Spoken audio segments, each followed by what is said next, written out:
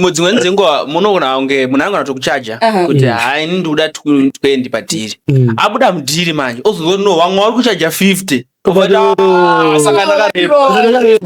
that one we can call it rape. Wazofunga wabuda padhoo kuti ndarepiwa here kana kuti watonzwa urimo kuti aiwa kundo kurepiwa ndo zvakaitika yes kuti andakuda kurepwa yes bozi uranga watobva kumba zvakanaka wogeza woita sese exactly wobva waenda motorealiza so we need that clarity wotobvira nepafamasi wotenga inonzi pep.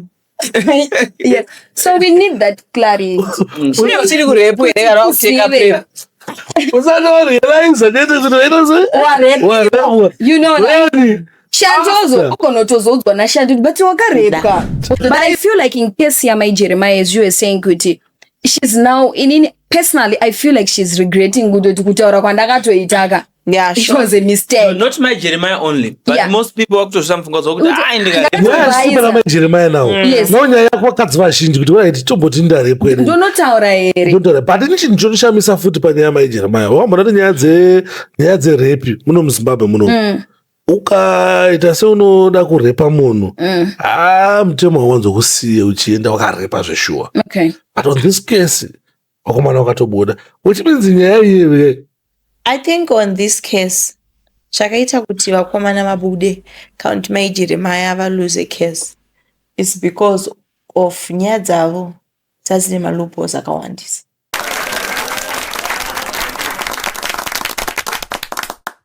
Right, salibonani and welcome back again pa Uncensored podcast panapa tinenge takakula down tichikurukura nyaya dzakasiyana-siyana dzichiitika tichipanana maadvice tichingwadzana nekukurukura.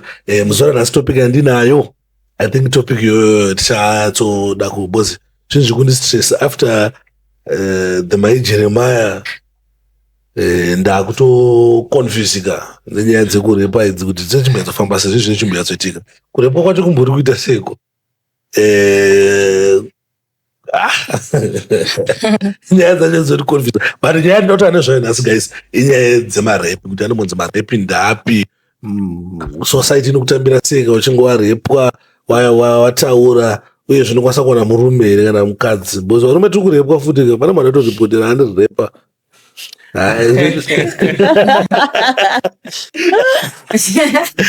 vasekera vaitaka ukinake warume vasingarepwe anorepwa. There's a story actually yemurume akarepwa neex girlfriend yake yakaitika last week. Akakidnapwa neex girlfriend yake ndobva arepwa zviri unprotected. Nyaya yacho akazoripota because zvakaitika unprotected here kana no nyaya itori kukoti like the girl akatouya ne5 mabouncer akataka munhu uyu handei naye akamurepa. It's very true because I've also heard nenyaya yekuti pane vanhu vaitoti kwatone maladies anotodaro anenge achitofamba nemota akatowanda wotokubata kana vari 5. I'm just head masisi guys. Sure. Wotopfuriwa mota wakandwa badzi. Right guys, ndinotanga ndinya but like always chimpana changu ichi. Shandi arapa anonzi Shandi Pro. Pro amire kuti Shandi chikuita usatoti explainera pro. Izvezvi ndichiri paproma imanye ndenda paproma. Then tina special guest wedu arapo anonzi Marvelous kana kuti Mukunda chiko Mukunda wei Mukunda wengoda Mukunda zviro kuti mwamusikana ndizvo chaizvo all the way from Manicaland. Yeah, because Manicaland ndokumba, so it's Mukunda wengoda. Yeah, my daughter from the Diamonds. ndekuda kupisa mazada kukonvisa vanhu sa ndimukunda then baba munoziya Father Sheriff. Father Sheriff, wakachikubvunza chiti ko Sheriff ari kupi? Sheriff anga amboenda kuvacation. Sheriff akamboenda kuvacation. Ndipo paDubai apa siyazi ati tichamsire. Ndakufurwa nemene. Experience paDubai iri sei? Apa Dubai vanonaka. Sokari paweather. PaDubai vanonaka. Sepota pati zvinhu zvekunyepa ndakaitsvaga ndakaishaya. Pota pati. Wakaitsvaga. Because kwenda kwangu Dubai it was an investment. Because ndaende kanosangana nawo nepota poti ndodzoka ndine 50,000 yangu. Ndo vanopetangira basi. Wakadzokosangana cent. Atoda lots. Atizitaureni pavanhu But vazhinji vanorova. vanhu vari kutoita zviriko. Inotokuliva kuti hautori napota poti because who in their right mind anoramba pota poti. Pane 50,000. Ndiri rakajeka kudaro. Mari isina chema, isina ropa. Ndozati papota poti pepe takatoona kupinda mugodhi pasi kungoda kutsvaga ngoda. Vanopinda pota poti nemathaza vaya. Vanopinda pota poti nemahafu. Okay. Kuti hati kuti pairipo tikungodayo. Koda. Zviriko. Aina kuzviimagine. I was already practicing. So unoita unoshama. Unofara apa. Sheriff. But Shanti, vanhu vanenge vambozama guys. Vanenge vambozama zviri. Zvaramba. The only way out. Guys. Titogobuye padziri. Kandi malaita dotodzi magive. Masmall. No. Hapana anomboziva. Wakaita science handikuchokoro. Chikafu. It's just food. It's just food. Ngatizvitore mubhaibheri. Chese chinopinda chinabasa. Chinongonobuda. Chinozongobuda. Saka chinopinda mungano.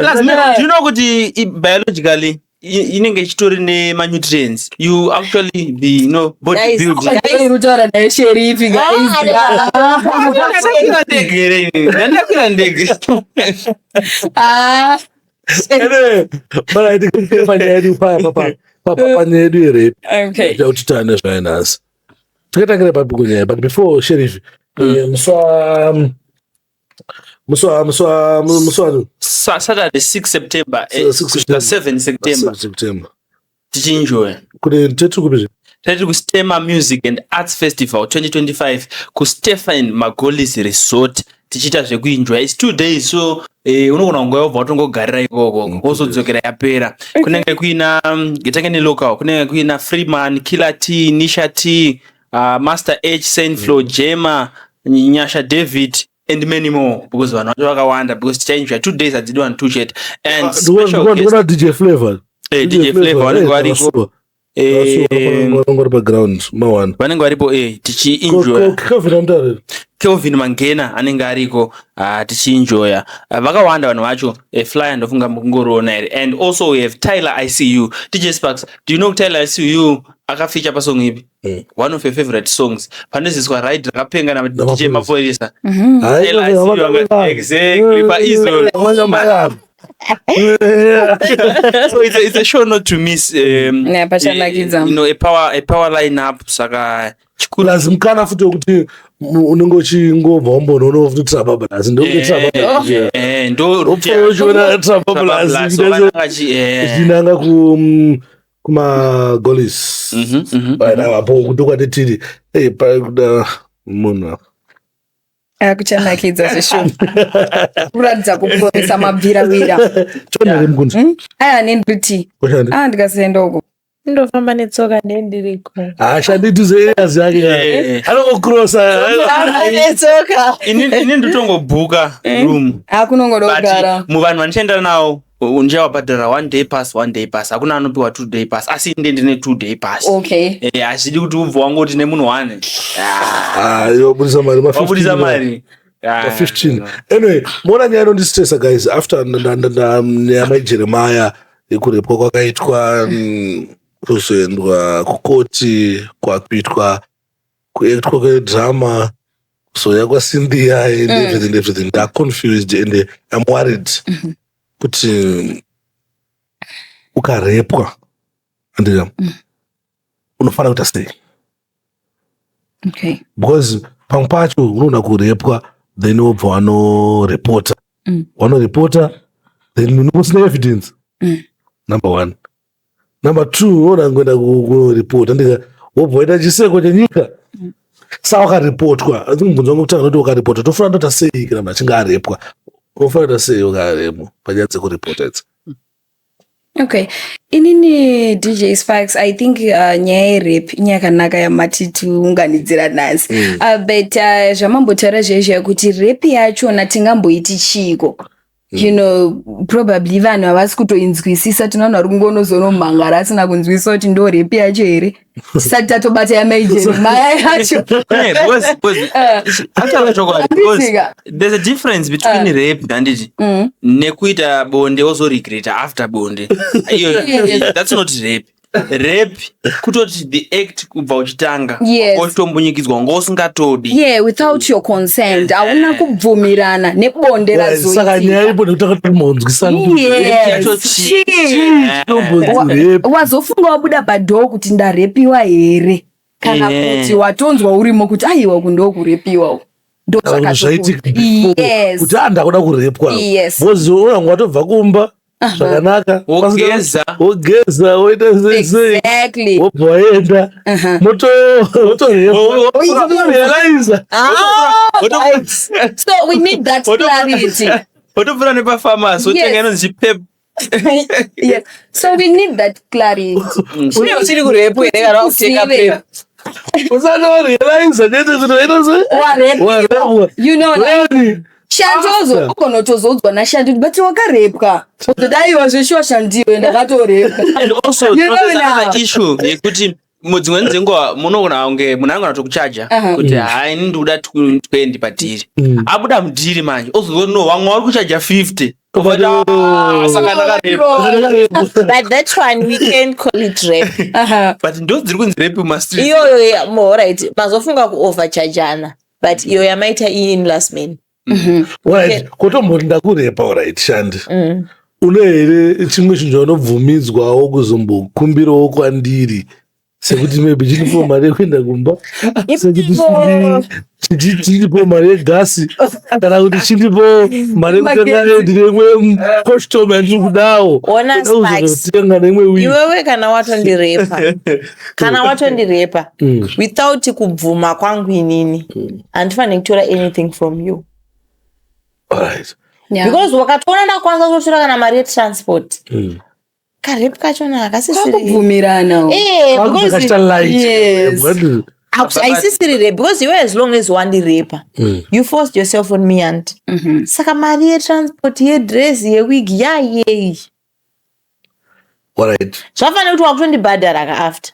No, but when I got Wanike chansiri kuziva. Yeah, and this was right with the point. But when this discussion, tufana kuzo ndangotakaitaura ine comic way, but tufana kuzo zonima akarepa unofana kuita sei. It's very true. Kurepa kuita sei. Exactly. Yeah.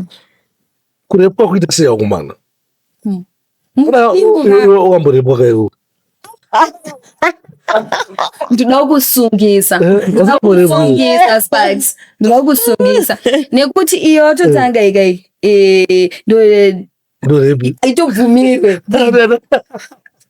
kana tanga indorepi mapurisa haatoibvumiri tunitaura kuti ndakarepiwa pakamera pamurimi yeah. Makamborepwa here kati pane munhu akamboda kukurepa here maybe asina zobudirira nakambodira. No, personally I've never encountered such a situation yekuti ndingataura ndakamboda kurepwa kana ndakarepwa. Andina, but I've met vamwe vakasangana zako esangangori. Yes, unenge watobva kumbogeza uchiziva kuwirirana. Yes, but I've met some friends, you know, some relatives wakasangana nazvo. Yes. Why do wakarepwa sei? One of them aiti akatorepwa nabamukuru. Like avhizitira sister yake then vanorepwa nabamukuru. Sei zvakaitika sei? Akangosara pamba avhizita then vaasiwa ipapo pamba pakaita kunga pana pasistrani pasara kabamukuru achinodzoka kubva kubasa vachinoti naye, but iye anotaura kuti handina kuripota. And I was young, she was around Form 4. Andina kuripota nyaya. Form 4 we can say she was young. Anotaura kuti handina kuripota nyaya. I cannot say on her behalf kuti nechemwoyo make mudigere kana kuti muhombe. But iye achitaura nyaya yake anotaura kuti handina kunoripota. Ndakangono cool down zvakatozonooneka naamai vanga varipo kuti no something wrong with you chichaitika. Alright. vakazonomuti kurepwa takwanzi kurepwa nekuti munhu anongosvika ndika obva atongona kutanga kutokubata magaro aya akutokupisa hembe akutopfekera sikarudzi yake mukati ndo rep. No from the textbook because I realized kuti vamwe vari kuramba vakuti vakarepwa pamwe vakatorepwa vasingazivi kurepwa from the textbook. Rape is a form of sexual violence that involves non-consensual sexual intercourse or penetration, typically involving force, threats, manipulation, or when the person is unable to give informed consent, for example, due to age, intoxication, or mental incapacitation. Key elements of rape: lack of consent, kana pasina kuwirirana. Number 2, use of force or coercion. It may involve physical force, threats, intimidation, or taking advantage of someone's vulnerability. Panozopinda zvekuti maybe zvokuti makarepwawo zvogona kupinda maybe ungosinawo mari yedhata wawazongorepwa you are disabled somewhere somehow.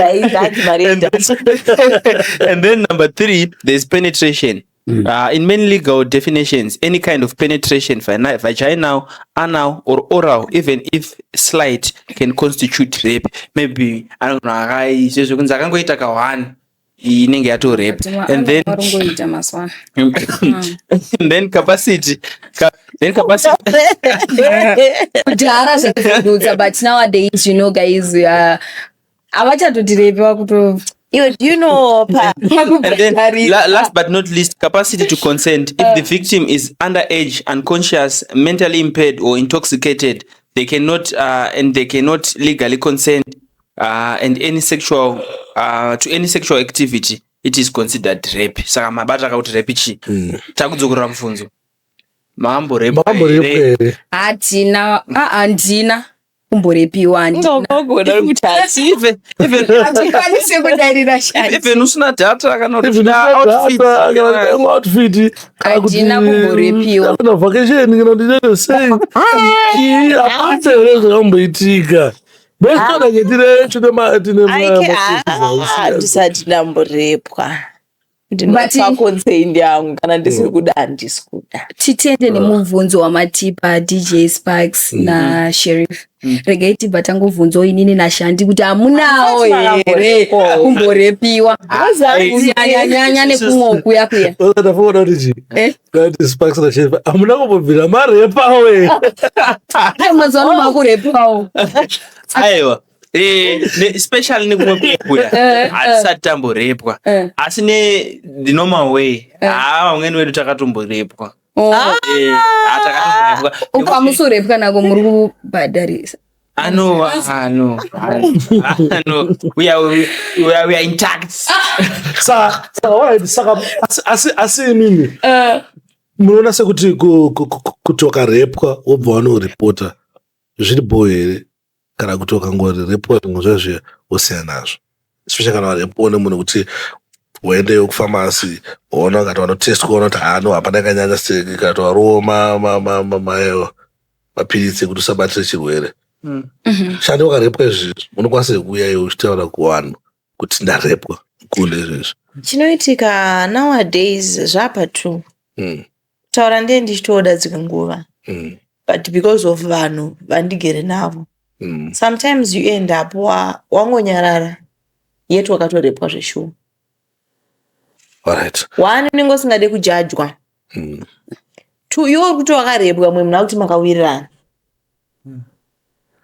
Chiri kunorora munhu akamborepwa?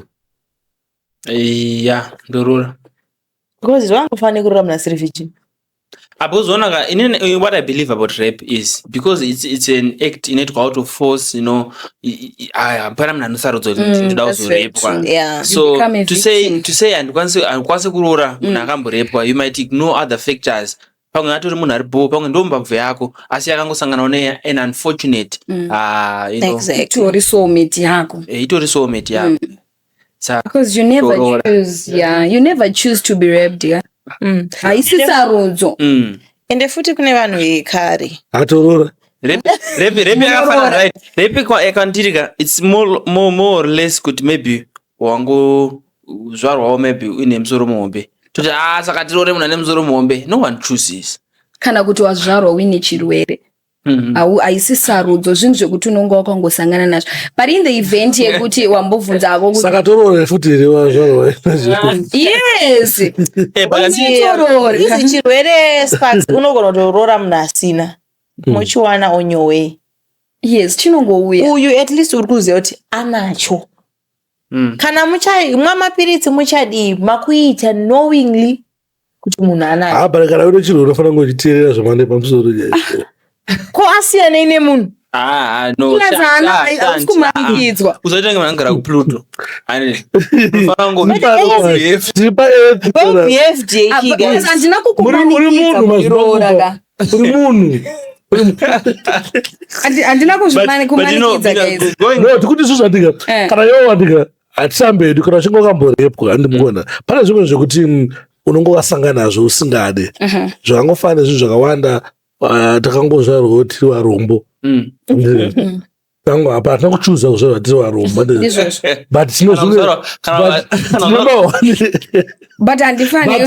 but tine mahwani anosangana nevarombo atotosangana nawo. So my point is unoona nga wakarepwa takasvorwa nechirwere atika zvinhu zvakaya usingade but iwewe wandikuona wasupposed kuchiteererawo handisi muranda handisi kufanira kuteerera hatisi kukuita muranda but akuti ona semunhu ane disadvantage zvafanana inini handiti ndosaka musiri kuzoudzwa masiri kuti ndinachoaiwa ukenoti hide kana uinacho kana kuti wakarepwa it's a disadvantage handiti. It's a disadvantage. Why? Because chikatasa nyaya yestigma. Most people, if they know, they won't marry. So iwewe mati kana wana munhu ari kukunzwisisa iwewe. Ausumanikidzwa Sheriff. Ausumanikidzwa. It's mucho understand. Tawirirana. Ndida here ndakuda. Chishuta mafirimu. No, nyatse kuda idzi dzamotaura kuti ndakuda idzi. Kuda chaiko. Eka. We still believe in love. Kuti don't believe in love. Ndati kuda yazo zvokuda zvokuda madiwa okutaurewo. Mashoma kutonotora munhu uri kutoziva kuti no munhu yakazvarwa ainacho. Kutorina shanti asina. It means kuti wandichuza. Handisi kuamuranda. Semunhu achuzwa. Kuramba ipapo pekubhiza. Guys, do you know unoitiswa nekuda kunzi uri kubhiza? Unoitiswa. Kuda kunzi kuta murombo chaiko unotoitiswa. If you have a disadvantage unototuitiswa. Kune vanhu vakatorora vanhu vakarepwa vakatozoinasi kuti zvibad kuroora munhu akarepwa unokwanisa kuroora handikona but ndingotaura hangu pachokwadi chinozoitika paground tapaground vanhu vangona kuzviramba zvinezvi but ndechudza vanhu zvinozoitika paground. Ona zvamutoda kutaura zvafane kuti moti kuna Taiti naKiki. Taiti akaonekwa ane mwana, anzani Kiki akaonekwa ane mwana. Wonzi nenyaya kuti ndiri mukomana chibheva. No guys. Aiwa chinzwa. No, mira, mate as long as une disadvantage chibheva. Asa andi comment section ya. Andi comment section unoinzwa zvainenge chimbotaura. Ipapo. Kuteyo wakarora mvana wakazodaiso wakazodai sei. Vana dzinororwa but mvana ngaibhiyekwe. Vani zviri pamwe pakuwirirana kwe 1 2. Unotoka ngonzwana comment section ya. Kubheva nokota tiwirirane futhi. But I feel like tiri kuti njenge mbijana. Pamba chivunzwa panapa kuti ukarepwa unoreporta here. Handiti. Ina tatorasanya hedu. Ndakuda unorora. But you see, inini what I believe pakurepwa, you know, kuenda kunoreporta is seeking justice and justice kuti uwe ne peace of mind. Uti ndakatadzirwa hangu but pazogadziriswa taenzaniswa handiti. So I don't feel necessarily kuti kunoreporta kumapurisa asi like kuti ndo personally ndikarepwa there are two options for me. An out of court settlement neyeku court. Tindarepwa ini ndobva ndazo a package surveillance package yakanaka. Hapana nije kunoreporta because ndikanoreporta munhu achangopinda mujeri ndabenefit hapana. Kana kuti achangouya nemaloya onzi taurai umbo washaikwa. So I would opt for an out of court settlement. If I'm ndikarepwa shanduka ndirepa iwewe ingogara une wakagadzirira une something. Une something. That's for me. But if you feel like munhu afana kupinda mujeri, go ahead and go court. Because futhi chete nje kuti ukona chiwana nonga warepwa sheriff chandakaona. Zvinoamba chidzoka mubrain dzake. Saka zvinomurwadza ina handikwasi hangu experience yacho because inini asana mborepwa but ndakaona ndakambosangana nakarepwa. Achitsanangura nyaya yake so haisi light nyaya iyi zvekuti ungangoti maybe pasonzi pabuda 5,000 ababa. Iyo ifungo yechihasla yawinayo. But still umaona ngonda mujeri abatandawana. But vanhu vazhinji vanorepwa vanongoita kuti ando akatoenda mujeri. Ndinoona kufila zviri better. Ukambosangana naye mumastreets umwe zvinotokukanganisa. So my question papa yanga yekuti nowadays nezvakaita community yedu society yedu zvakaita kuripota idhirere kana kuti kutoripota kwacho wakutowedzera ronda. Chichara from nyaya maJeremiah. Because maJeremiah mashoko anoudzwa even up to now. Understand skill yacho. Saka kuti vanhu vazobelieve kuti no kesi yangu yerepi ike ndonenge advantage yekuti wakarepa munhu wanakaita sana shanda wakarepa so naurova. Saka yazoshaya tiri rinogona kungopera. Asi wakarepa ndaotona wakaita sana shanda. Because umboona ushayika. Indona Amira, stay uchizoshaika panana. pana shanti yega kana ndiyo. Taura. Ndakatopere nyaya yacho tingoidza. Yes. Takurepa umboona kushayika. Why? Unoshayika nemhaka yei? But especially Mina senze kuti wona. Walaiti kuti tizobvumirana sisi kuti munhu arepwa chinhu chaite. Bo ndakati iwewe wandikuona. Iwewe ndakurepa iwewe wandika. Unaanza experience. Mimi nazo bado point ndakupa damu. Ndakurepa mkunda. Ndona utanchidanana. Basana kurepa kuri pa 2. Kurepa kwa chibanzi wewe kuti watongosvika pana bado tonaona tokudonzera murume yo. I think iko kuti maybe umbo unenge uripo. But pana umwe kurepa kuti but it's very true. Rape yacho inoitika ma circumstances akati one day. Yeah. But at the end of the day what we can say is rape guys. But ndikushaya nyingi zoti whether true rape is rape, whether small, whether big. Rape. But even up to now, I don't really understand why you would get married to a person and then claim that that person has raped you. Pamtemo wakaiswa. I know mtemo I still don't understand. How do I marry you and then you claim that I've raped you? That's not because remember, because I feel like that Uyuga defeats. I feel like it defeats. Usinova kozolevera kuti mumwe anonisa chinyoka, mumwe anotita kuti pusi yazoita zezei, mumwe anoenda kung'anga kungoda kungochengetedza pusi chete. But you know, it defeats the purpose of marriage. Why? Because on a marriage ku compromise and mumwe musi unongo usingadi but ndichidawo totoita. Mumwe musi ndine ndisingadi asiwo uchida. Ukanzwa ataona kuti ndakunoripota nawo ka kwazona munhu akusimuka kuti akadzi anenge abosha even matoita asiri kuda. But I feel like in case ya Jeremiah, as you were saying, kuti she's now personally I feel like she's regretting kutaura kwandakatoitaka. Yeah, it was a mistake. No, not my Jeremiah only, but most people up to something goes Jeremiah now. Yes. No nyaya kwakadzi vazhinji kuti vaiti tomboti ndarepwa ere. Ndonotaura ere. Ndotaura. But ini chonishamisa futi panyaya maJeremiah. Wambona kuti nyaya dzerepi muno muZimbabwe muno. Ukaita seunoda kurepa munhu. Mutemo hawanzokusiye uchienda wakarepa zveshuwa. Okay. But on this case, wakomana wakatobuda. Which means nyaya iyi. I think on this case, chakaita kuti vakomana mabude count maJeremiah lose a case is because of nyaya dzavo dzine loopholes akawandisa. All right. Like inini kana nchinge ndaudza mukundi nyaya yangu yafamba so I think maJeremiah vasati vaenda kunoripota vaifanira kutanga vagara pasi. All right. Vofunga zvinhu zvavo kuti ndaudza uyu kuti kudi I don't know what really happened. Waifana kufunga ndarepwa here zveshuwa. All right, first ndarepwa here zveshuwa. ndo first chinjo ifanira ngofunga. Secondly, Mai Jeremiah nefriend yavo vaifanira kunge vari pasame path vachitaura statement 1 ndizvozvo zvekuti Mai Jeremiah vasati vanoripota vaifanira kutora friend yavo vogara pasi vamwari kuti haasi friend mumero wavo vogara pasi iyeye wacho voplota zvinhu zvavo vakagara pasi. But kana warepa is there a need yekuplota manje? No, ndoka unozoluza case. because Understand.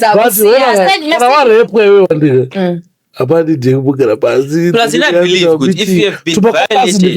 macases acho ari kusiyana Ende futi Mai Jeremiah vanga vasati vafanira kutanga vatomboudza Cynthia ndini Mai Jeremiah ndaingoti ndabva kunorepwa kwandiri kubva ndichinatsogara pasi ndichifunga kuti ndoenda here kunorepota. Zonzo nyaya iri papi kuti chavaifunga Mai Jeremiah indora sekuti Mai Jeremiah wakatofunga kuti ndakanoripota vanhu vachati kudii. yes zvanombotaura zveshe ndinohwina here nyaya iyi ndine Society inoti kudii. so vari pabhizi yekufunga nyaya iyoyo then Cindy yanga musaudze murume wangu ndimbonyatse kunoti toisvitsa Because do sei you know kuti repi yekuti Mai Jeremiah havazikane watongorepwa vamwe mari bcause kurepwa kana wakarepwa Mai Jeremiah wakarepwa zviri school hakusi kurepwa kaikongoti shandiwa ngosvika munomiona kuti Utinzi uona wakarepwa zviri skillful zvokuti motosvika paloji then motomhoresana nemagadhi makadii munofanire Upenyu.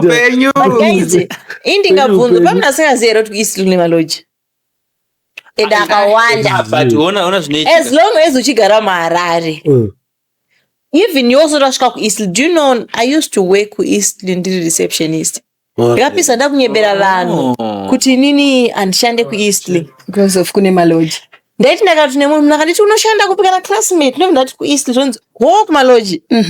But ona ka kuna maloji nyaya yapo haichagonzwisisike nyaya yaMai Jeremiah iri kunzi vaienda it was a business deal. Pamaloji mamwe anenge ari maBNB ane kaconference center kameeting space zvinogona kungodaro. kusaidi ikoko kune makambani akawanda Macompanies ariko ndozvandikuudza kuti ini muline mandaishanda I think mamune macompanies about 3 the rest maloji. so but nini ngona chii nyaya yangu haisi yaMai Jeremiah. Nyaya yangu ndeyekuti zvinobatsira here kuripota rep because tofanira kudzosa confidence dzevanasikana because vanasikana izvizvo ndika havasina confidence kuti vanoripota so handida kuti nini kuti unzoripota unofanira kunge une evidence ipi uyezve kana wakutaura matauriro ndaapi haufanira kuchinja mastatement Sure. ende manzwiro andakaiti nini pakesi yerepi haufanira kuchinja mastatement ka3 okay andikona uchiminzi wakachinja mastatement iwe wanasvika ka4-5 watoluza kesi kudhara. Unofanira kuziva so vanasikana vari kurepwa kunzoko vari kuona chirongwa chino ichi nevasati varepwa vachazorepwawo andika kana uchinge wazorepwa statement rako ngarisachinje rawatanga naro ngaipedzisira. Plus in for me I feel like rape yakaita kunge assault. Kana warowa try to report as soon as possible so that medical test angwaza kutooneka kuti zvishwa atombopinda here munhu wacho because zvinonzi ukarepwa ukageza anza kusina umbo ukazonotestwa hazvichaoneka kuti so situations aya asi kusiyana siyana here emari because I heard kuti anzi kana uchinge warepwa vanokwanisa kutotesta kuti zvishwa ndisherifi here akurepa kana usati wageza. I think I ndomboda kuita because masituations are sometimes ari kusiyana guys emarepa and zvine zvinhu zvakawanda zvinoitika even after rape yachona yaitika kuti unokwanisa unoripota ipapo here kana kuti mumwe munhu anotombodhileya kusvika azotoudza shandi do you know kuti baba wangu akandimbonyikidza but my mom said ukasungisa baba unotozorarama sei. You are pushed now to go and report. Same applies neyatati tombotaurisa yaMai Jeremiah pane mareasons akaita kuti vanonoke vazoita sevadhiley kunoripota nyaya yacho hazvisi kukonzereswa nesituation kuti warepwa pascenario yakaita sei here kutoti inini Sparks akandirepa ina have nothing to gain or lose pana Sparks ndikuti unoripota izvezvi kana kuti Sparks ndiye bosi wangu kumba kwedu ndiari kutiraramisa hapana dhiri uri utombunyikidzwa vamwe everyday but hapana kurepa pane umwe anofanira kuona kunyepera munhu kuti arepwa sa ini ndoshayiwa kuti wisdom dzavo dzekuzoanalyza kuti no munhu ari kunyepa kana kuti achokwadi svicha izvo zvinenge zvaitika pane vakadzidza vaya plus panei kuti kaunga unoripota kuti Sparks andirepa izvezvi ndinotongoenda matest zvooneka kuti ayo Ndi-Sparks yes ndi-Sparks asiya zvakadai nezvakadai ndi-Sparks. But wopa kuzoti hai Sparks amboenda ndikazomboendawo ndikamboenda kwakashati ndikanogeza pakuchitsvagwa manje mafacts ekuzobvunzwa. And also it's wiser to report as soon as possible kana ukarepwa especially nemunhu wausingazive waungosiri in contact naye, because you know evidence yekuti wewe let's say for example ini ndiri mbavha ndangopinda muno mamundiziye ndangobva ndatongoona kuti mune chimoko chakanaka ndinobva ndatorepa handiti evidence iyo inonetsa kuzowana. Hapana any screenshot yaunokwanisa kubuditsa, hapana any story yaunokwanisa kuzobuditsa. So kana ukarepa especially munhu usingaziye, the best thing kutotanga nekuti munhu anga unorepota. Asi idzi wakwanisa kumbofunga ndedzekuti warepwa maybe nemunhu wanga uchimbotaura naye, nemunhu wekuziva, amen, but still as soon as possible. Ndinofanira kudzidza vanhu pana nyaya maJeremiah anditi kana wachinge warepwa siya nemari dzevanhu, usazode kutambira mari dzevanhu because dzinogona kuzoshandiswa idzodzo sepayment evidence against bona wakubvunza kuti saka 20 kati 20 takazokupa indei because kuna mazuva ano kuti titonesana mazuva ano varume vamasta chigame zvelevel rekuti ndikarara newewe andikona ndinofila ngokupo something kuti ndizorore mwoyo wangu uzorore kufila unge wamubhadhara filo ngataenderane nyaya ndakatoinzwa narume wakawanda kunzi adongosirwa which means varume vazhinji andika vakatomasa chigame chekuti apa ndakadya munhu wekayo ndakandangomusira something kuti tibudane. But kana zvezvekubudana kaSparks ngatingobudanei ko imi munozomboitire kutaurira na 500 wakundipa 20 ndo patinozotaura kuti repika tataurirana 500 but madhiri ndo zvanoita ka madhiri ndo zvanoita dzimwe nguva mari aizobude seyatanchi maybe uyu zvanga akaexpect asi ndizvoba zvazoona aiwa ukanditi uri mhandara saka inozozvinga taura tukanipa 20 instead of 500 iwe fanira kundipa 500 wakundimbonyikidza no ipapo unozonoenda hauzoripota unoripota breach of contract breach of contract unoripota zvimwe zvisiri repi bozo wakaripota repi manje isiri repi manje wada ndikuwadzisa manje. But I believe you. I'm a case of my Jeremiah Ngwetkas. Just that you tivanga celeb and Joe known to that. So anasema celeb walikuita ngwatse kuti zoni after bonde usina kufarana kana warekode wose rap usatambire mari yemunhu. Usatambire mari yake. Two usageze samirire usamirire kuti as long as you because saviranga siko as long as you wango feel out warepo enda kunoripota uchine umbo wakakwana exactly kwete kuti wambogeza ruviri rutatu but inini wadikana usingogeza usingogeza zvongaza kuti waitwa ka zvinoratidza kuti waitwa vanokwanisa kutora DNA yako ipapo so that munhu wauri kupomera kuti andirepa wewe handiti anozodedzwa utorwa DNA yake somechaniswa neyawanikwa pasikarudzi ipapo alright kuwashasa condom but DNA still inosara because remember kuti mwiri wese hauzopfeke condom ka as a plus condom rero unenge watoribata but utati paZimbabwe panapa zvokuti tingaita kuti zvoni no akati mnatorepwa nhasi potonzi bona totorwa DNA iri simbu ka DJ DNA iri simbu sweat ukasiya zvitozoitwa ere zvokuti watoripota nhasi ndika sweat yacho totorwa zvese zvotasezvo zvitotorwa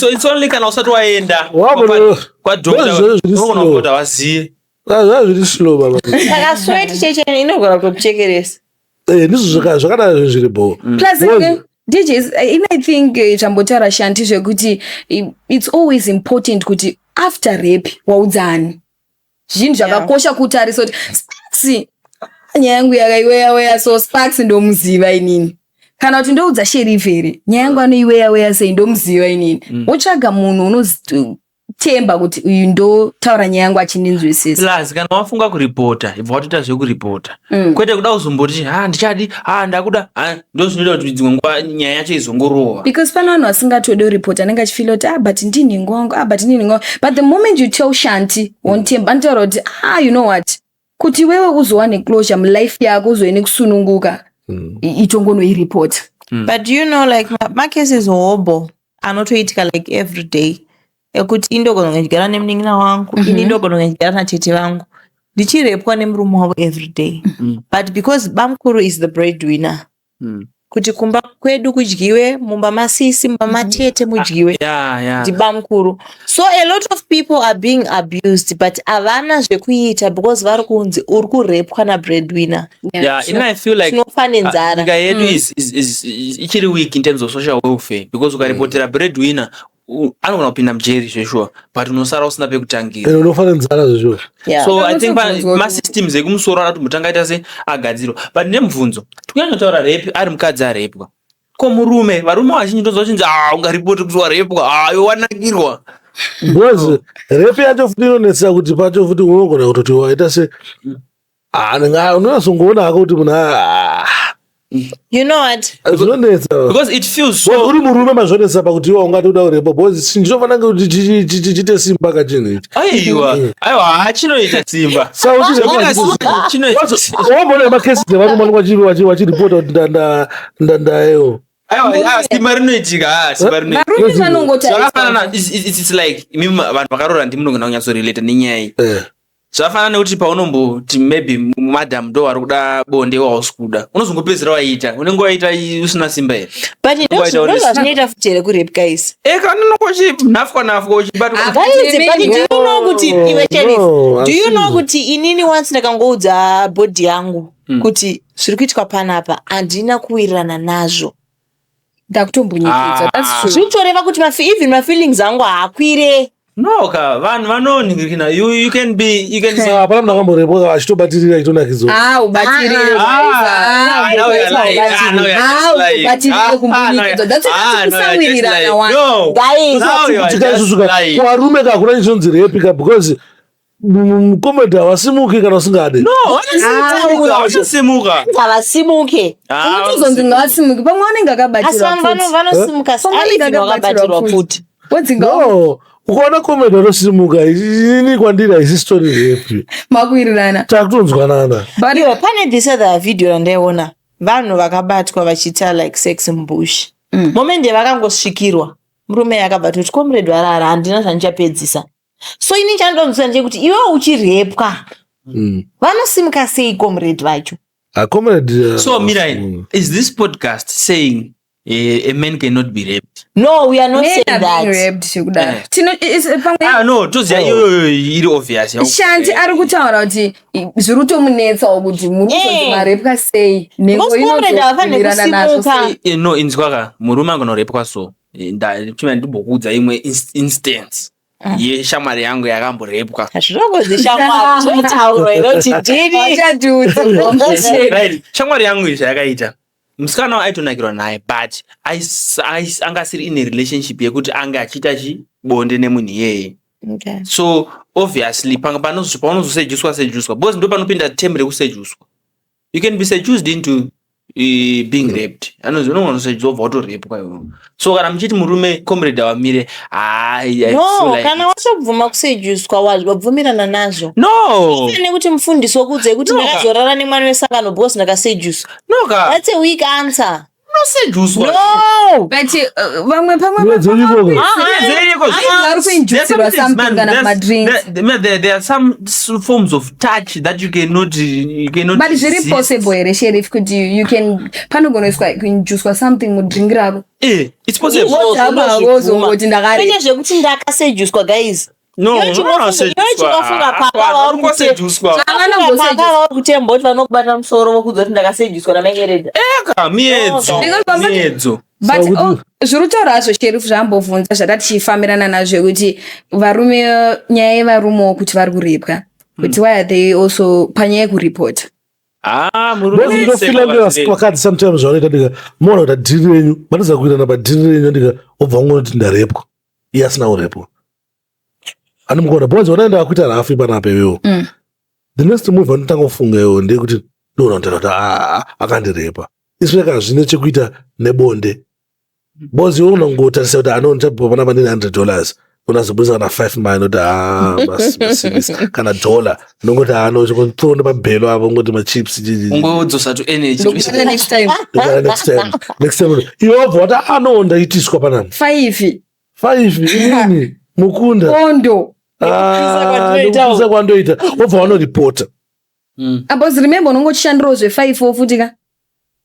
Andikuzoona manje. Because dai ungambodirawo zve5 unongoshandirwawo zve5 futi. Saka maadvantage ekuripota ndapi? Okay, maadvantages ekuripota unowana justice. Ndozi wenguva ichizoshaikwa. Plus iko kungoziva kuti Sparks akandirepa ari mukati ndofila safe. Yeah, you can some also can also heal that way. Ndokasika kuhila inaso kuona ndakazowina case. Ndikauya nekuti unasha iwewe ndakupa 5 gidechi. 5 gidai mari 5,000. But do you know you want constant for 5,000? Trauma iri musoro mangu waibviswe ne 5,000. Wabviswa neishandika. Wabviswa nachinga wagariro. Inzwa hanza nishandi. Imi mukudyiwa, vanhu vari kudyiwa masaidi. Listen to my... Yeah, yato muntu understand. Listening yangu inini. I don't think I can get closure from kuti munhu anditadzira apinda mujeri. You know, because I feel like, but apinda mjeri, what if I benefited? You know, chichachinja pandiri hapana. You know, I feel like that's why ukona makuru vakazoya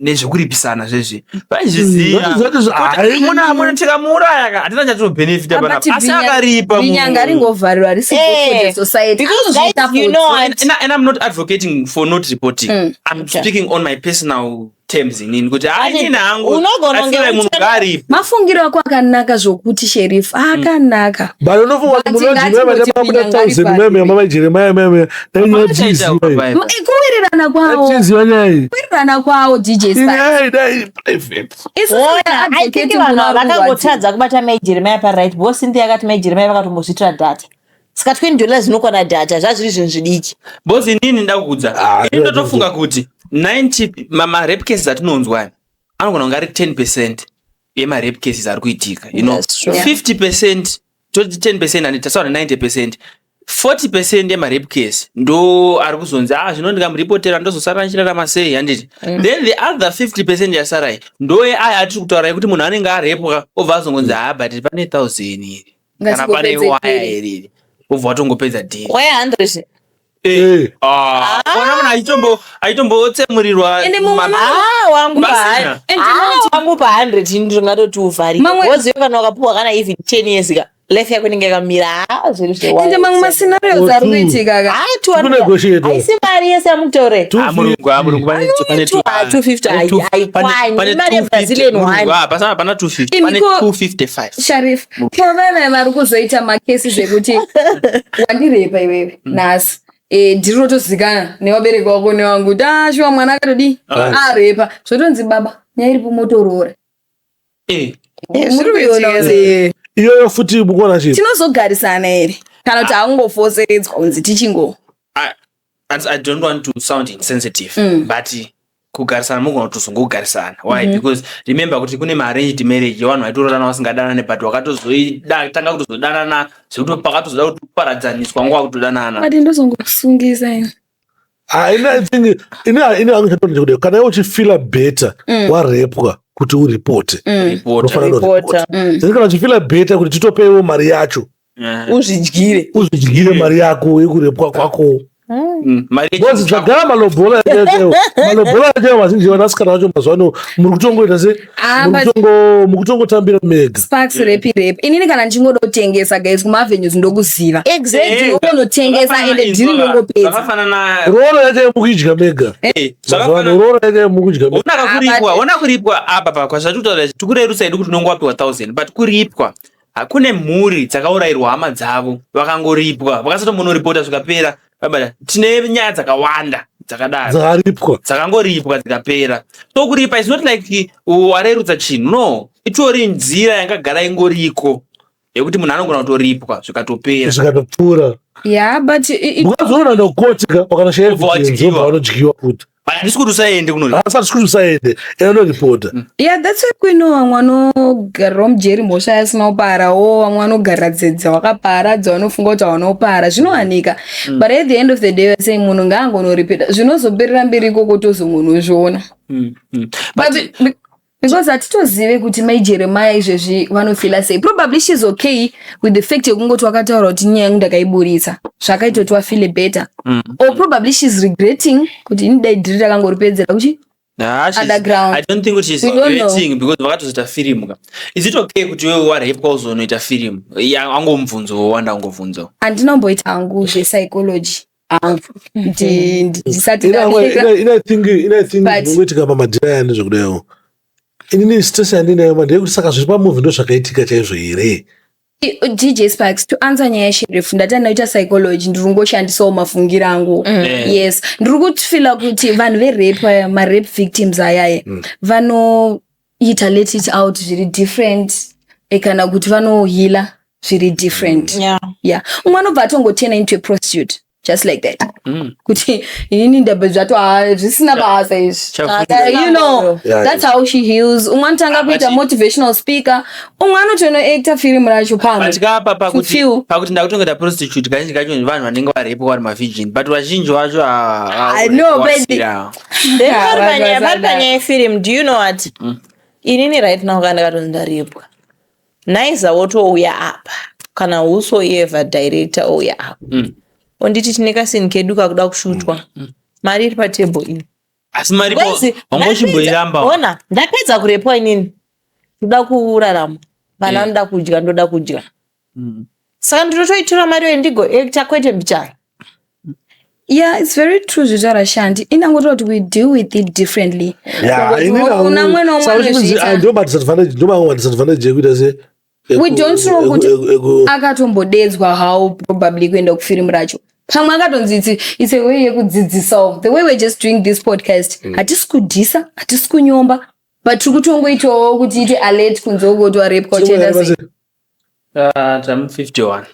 Kuti warepwa unoita sei. So apa nangoita nangotingoshe ma advantage yekuti ukarepwa woreport.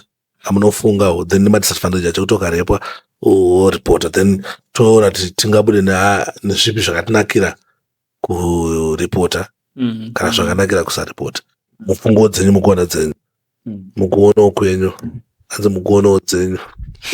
Right, rega nditange ukarepwa ukarepota chekutanga ndechekuti you get justice andete. Number 2, you might get peace depending on your thought process. And then the other thing is, it raises awareness. Kunzoko. Kune vamwe vanga vachifunga kurepa kana kuti vachazorepwa kuti unokwanisa kutorepwa utorepota nyaya yako yatofambiswa zvakanaka. But madisadvantages ekurepota now, stigma. Because nyaya ikaenda kumapurisa, nyaya iyo yakutozikanwa, mumastreets. Unogona kutoti munharaunda yaunogara iwewe vanhu vakuti manje munhu akadana newe otanga kunzi manje ungadana nauyu akarepwa. You cannot hide from those things. Zvinhu zvinotoitika. The other disadvantage is if you are not consistent with your statements, or if you are not usina umbowo wakakwana kuti warepwa, unogona kurepota usangana nestigma but woshare justice. So but inini hangu what I feel is it's better to try. If you feel like you need justice, it's better to always try. So zvimwe zvese zvinozouya hazvo because vanhu vanogona kungotaura even usina kurepwa vanhu vanogona kungotaura. Saka ndo mufungiro wangu. That's true. Right, Mukunda.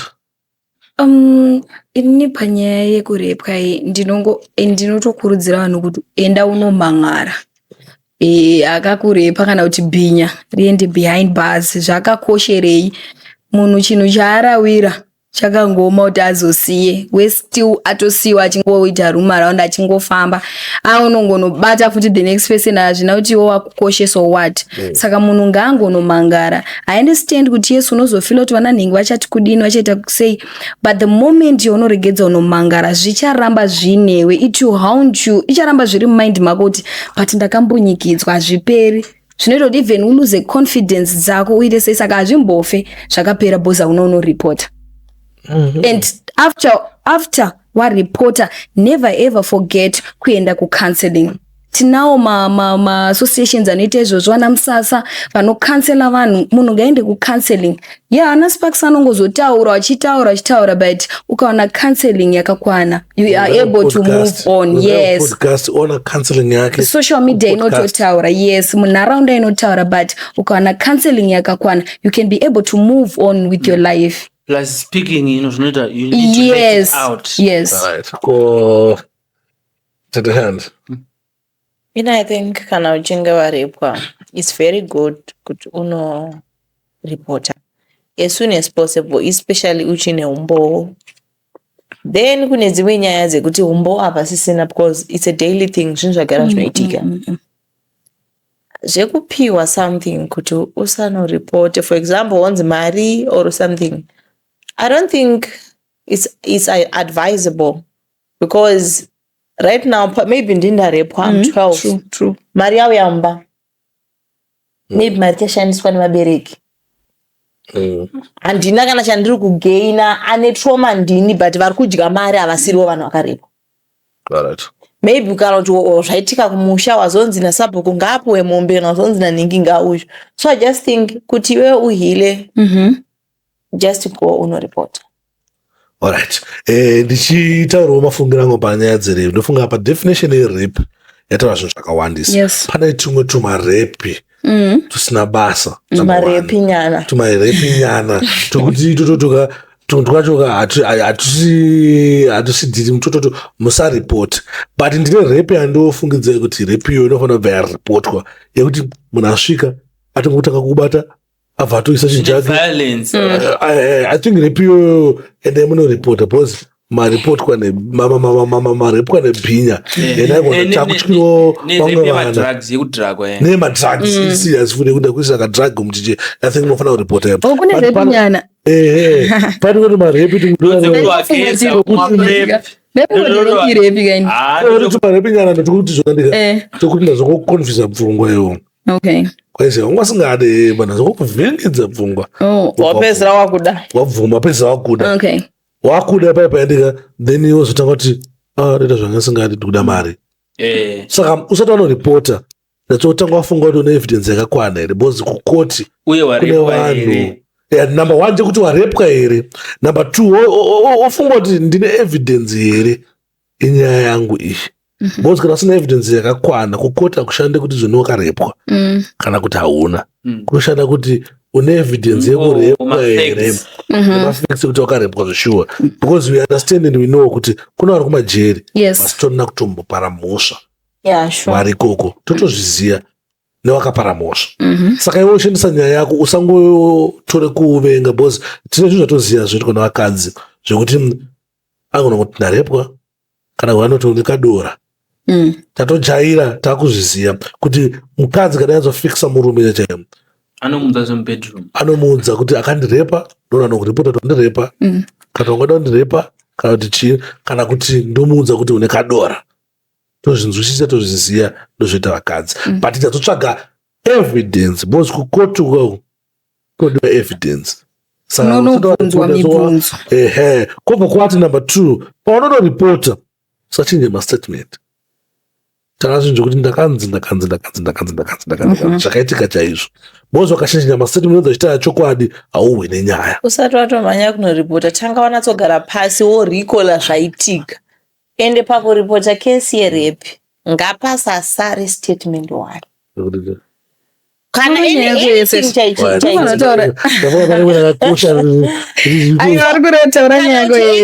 Sparks aikona kuzoti mamwe mapoints wakuda kumaunza nekufamba kwetime. Plus zvawakaexplainera shamwari yako nezvawakaexplainera vanhu vese ngazvifanire zvacho. Because iyo ichava witness.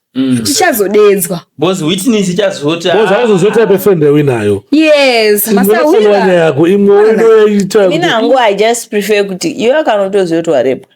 Asawira chizomuudza zvawaudza mapurisa.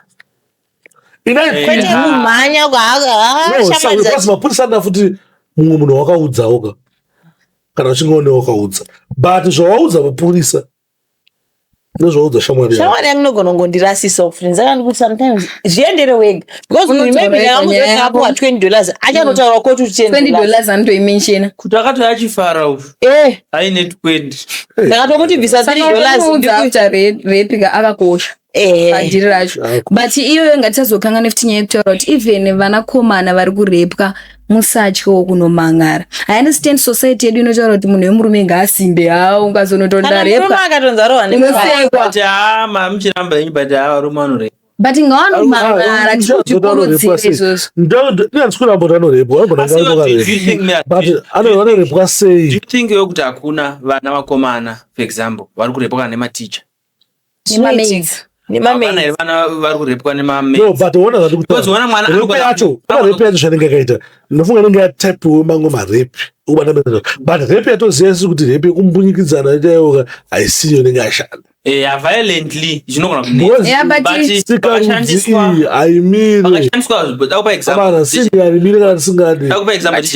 let's say for example mimi masangana nema-1 handiti masangana nema-1 kudaro then someone takes advantage of you ukuthi no hayo Sparks nyaya yako ndainzwa asi imbotanga wandirova maybe ndishandiwe anenge achidaro nyaya yako ndainzwa uri pama-1 but iweyo imbotanga watondirova ndokuti ndisavhurike kana kuti ndokuti ndikwanise kukubatsira.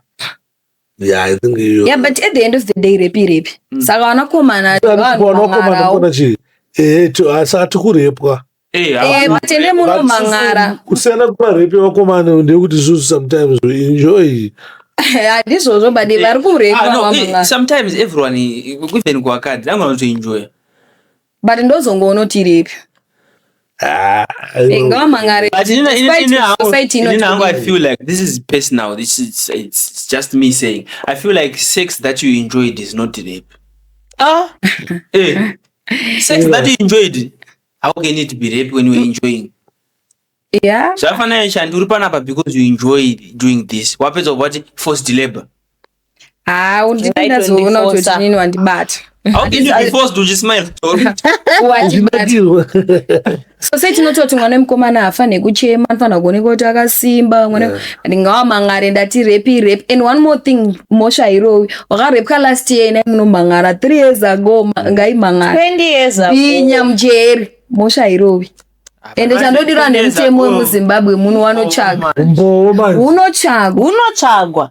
Ini patine kesi yandaitonzwa iyo idze kumasabhokidzi chinzi vakauraya muna 2000 but vakasunga 2025 different ka inotsvagwa hapana proof boss wetu 20 years ago kaishandi kana dzinenge dzazopinda after ndozi ndakurepa 20 years ago dzinenge dzazopinda kusvika nhasi pamwe dzakutosvika kuchegutu hazvina basa dzekuchegutu ndikuwirirana nadzo yangu iwe murandakadzi uchifila kuti mileage yangu yafamba ndakazotombofamba kubva paausitombonawo wenemva wari chiripota kuti ndarepwa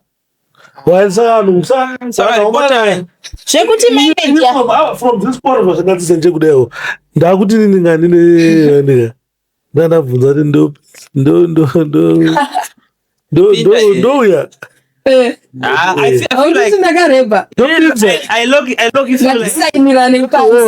feel like yakupinda ukuine kuti ichipinde yapinda yapakati noti yapakati kuda ndipedzi sign up I feel like ndichazama kuti pange paine machats umbo uchibvuma kana kuti after uchiti aiwa ndakaenjoya because kana ndatoisa ndaenjoya apa sisina rep because dati vanhu venyu ava vemasleepover pavari kuya muse Friday vozodzokera Sunday kumasoro doko contract sleepover iri sainirana ipasi because kuti inini Shanti ndabvumirana nasherifi kuti ndichagara kwake for 3 days ondipa mari yebhasi ondipa yazvagara kumasleepover kudai akosha ondipa mari yebhasi pane vari kuzvifanda vega kuenda kumasleepover zero budget chaiyo. Alright, kana ndiro zero budget chowirana pa contract. Ndautsvaga namba dzepolisa ndega ndoti shamwari isa audio Kutaura kuti inini ndabvuma. ini ndiri kuda kumba kwaSparks ndichange tiri kutoka 3 days change tichidyanana nekuita sezotipa mari yangu indrive ndodzokera kumba Nemari yeBrazilian yandipromisa. Kana wapromiswa. Kana wandinyima ndozo. But inini hangu in a nutshell, in closing, zvangu mufungiro wanguwo zvanguwo panyaya iyi ndeyekuti inini kune vachazondirepa kana vachada kundirepa but repega handisina 2 years. Repega handisina 2 years yekuti handida totofira mujeri ndeyekuti wewe uri abi angondirepa aiwe unotofira mukati unofira mukati trauma inoshanda but kune vakadzi vachazondirepa vachazoda kundirepa ndondwari inini vasina AIDS vachazoda kundirepa inini ukangotaura neni bho ukangoti ofa anendishida automboni ndondimbunyikidza ndinotofara ndotova happily I would do it happily panongoda salt nooila diri ngooila diri Yeah, but wakomana ndo Kuti kunja uku like vakadzi hatisi kurepwa nemarume chete. Variko vakadzi vari kurepwa nevamwe vakadzi. Ende munoripota. munomang'ara. asi unorepuka seiko nemukadzi Haina kadiki kana Zakwana guys. mirai unorepuka sei nemukadzi Ukukudzai guys. unorepuka sei Chisimudzira iwe. wakamborepwa wakamborepwa nemukadzi here No, sister yangu yambotsa yarepwa mutoilet nemukadzi. unorepuka sei Mushe. sei Because kana wakutoti piwa Iwe. yakagara utaza kuti repa. Ndikukuudza kuti nowadays. kupfimbwa vanoona kupfimbwa but unorepuka sei Ndikukuudza. Wati pima. Iwe sheriff ndikukuudza sister yangu yambotsa No, yarepwa it's mutoilet right. nemukadzi. this is uncensored handiti Ndikukuudza. unorepuka sei nemukadzi mina ndikutsanangura unorepuka sei nemurume murume anoisa sikarudzi yake musikarudzi yako Mukadzi anoisa sikarudzi yangu pane sikarudzi yake neyangu. saka urepa here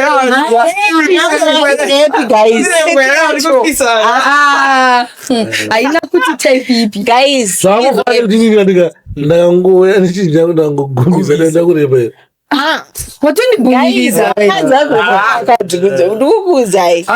asi zviona zvichiitika zvazvo zvekumbunyikidzana vakadzi bcause vakadzi kuona che vakadzi vanoda zvekukisana stereki saka zviri padhuze ona kuitika ona vakadzi vanokisana ndakubvunza but rape kukiswa by force irape here kana kuti i-assault inonzi indecent assault I don't think haurepwe nemukadzi you can be assaulted kuisana wisa chiyeu maybe vanobva kuti chakaitika but ngatimang'arei.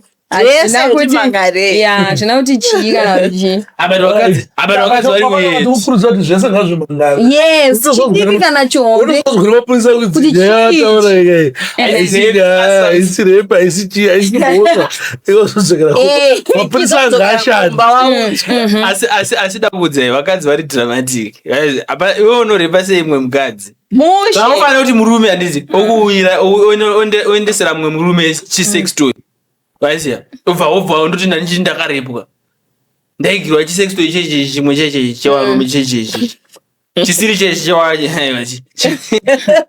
ndoti ndakarepwa Unongoenda mapurisa anokuudza kuti ichocho chii chakaiteka. ndakunazoona kuti kujeri kune vanhu ini ndikongondidai ndinomhanya kumapurisa because I know my rights very well. Whether uri mukadzi ndinonomhanya kumapurisa as long as zvawandiita ndisinozvifarira. Ende vanhu ngavasadzorerwe kumashure. crisis here yevakadzi vari kurepa vakadzi Nowadays kana kutsvaga varume nowadays mutauro utomiswa nemumwe mukadzi isusu ukutomiswa like zvamunoita imimi varume zvekuti tikutoitwa masini vamwe vakadzi that's why tikutaura tichidaro ndeipi wakanaka vanotiita imimi wakanaka ndanakirwa newe ndozvavari kungotiita mutauro that's why tiri kudaro muta chokwadi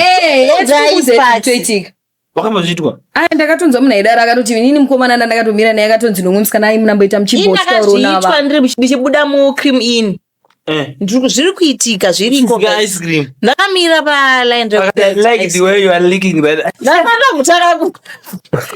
ndavisualiza something like that. What? Mana kamonyengwa nemusikana pamunhu. indakanyengwa Chimutsanangura zvinofamba sei? Nyatsotanangura. akasvika ndakamira mucream in then vangonditi hai nongozoti kana even mukundi akanimhoresa ndongodaira ine nice way because mukadzi maybe anobvunza road varume kazhinji anongoda kutsotsa But vandi kuna wakadzi takasata kuzviziva then vanditi can I have your number vandati number zvikanzi wakanaka ndakufarira nati hausi mukadzi here anga yapfeka kunge murume zveshuwa shuwa ndiri mukadzi hazvina basa havanoiti chi hanzi eu chiyawe ameno hanzi ndiri association yeeu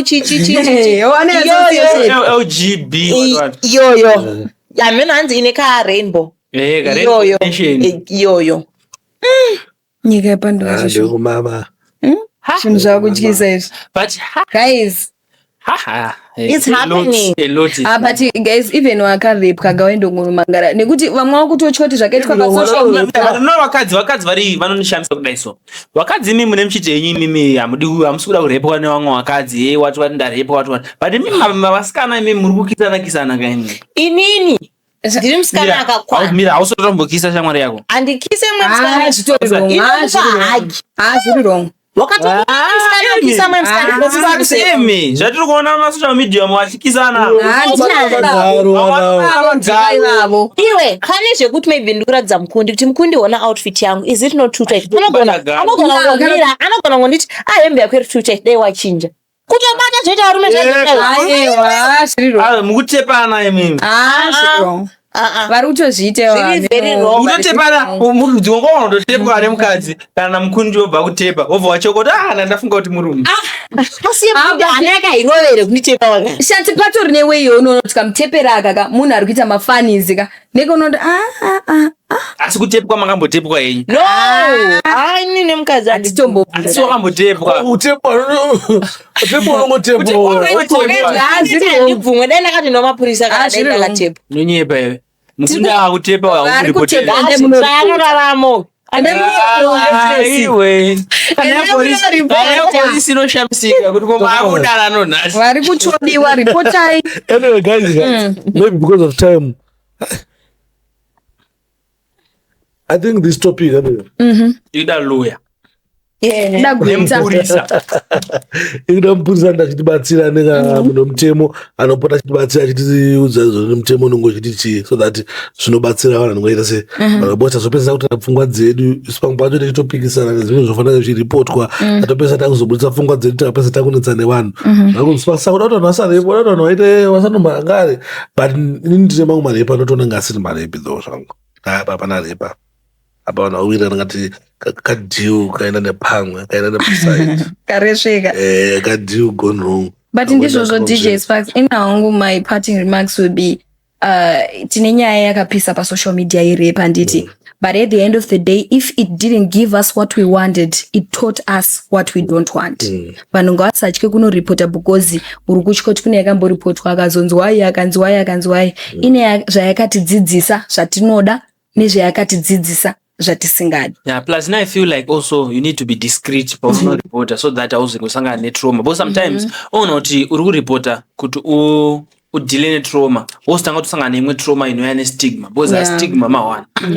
I think kana uchinge waya kungotapa nyama yejeremia yanga iri munhu anga achizikanwa plus the way wakazoita nayo through matrix yanga ine mavideos nyaya yabva ina but nyaya yayo kwasatongoripota tongoenda kukoti tisikatombodzwa kuti zvinhu zvikuitika kukoti sina mayanyonetsa sometimes kana uchingobatwa chipa ini pacharepwa andika kunoripota ende hapana anotomboziya kunze kwangu kusungisa maybe nechimeto tizosangana yapadiwa but kukoti chaiko kune dzimwe nyaya dzinotobvumidzwa kutotongwa zvekuti hapana munhu atifana tombobuda hadziri kuitika nyaya yobo dzatisingatonzwi zviri kuitika zvakawanda. Anyway, saka ndikutenda izvi zvikuru ndichaitsoona hangu episode though ndikufila kuti mapoints mamwe angachida kuti abude pathis episode haana kukwasabuda zvakanaka. Maybe sometime next year kana kuti next month ona zvedzokorodza futi tinyatso amba tiri munyaya kubva ndinofanira kudzidza kukudzoredzai munyaya because tozopedzisira takutaura zvekuti unoroora here. Saka hope next time tichatry kuti tibudise mapoints angada kubudisa, but I think anoda futi munhu anenge achitizive mutemo. Saka weZimbabwe, thank you very much nekuramba muchingoona nekusapota zvatinoita panapo. Sometimes tinouya neupenzi but still munongouya muchiona, sometimes tinouya newisdom. Musazongoti dismiss zvese because pane wisdom sometimes atotoshare zona kubatsira zvakachinjwa life yako. Pana vanhu vakawanda vari kuya nematestimony vachiti DJ Sparks makachinja upenyu hwangu. Saka musazosaizeka makaona episode unongosingafarirawo, next episode unongochitonakirwa. Shandi DJ chiroro chirorwa kurorwa kuiko ndozvega chiroro vadudi chitenga moto chirorwa mugunda sheriff mugunda chiroro Sheriff chirorwa tiri kuona ndingada kutorora. Anyway, with that we are out.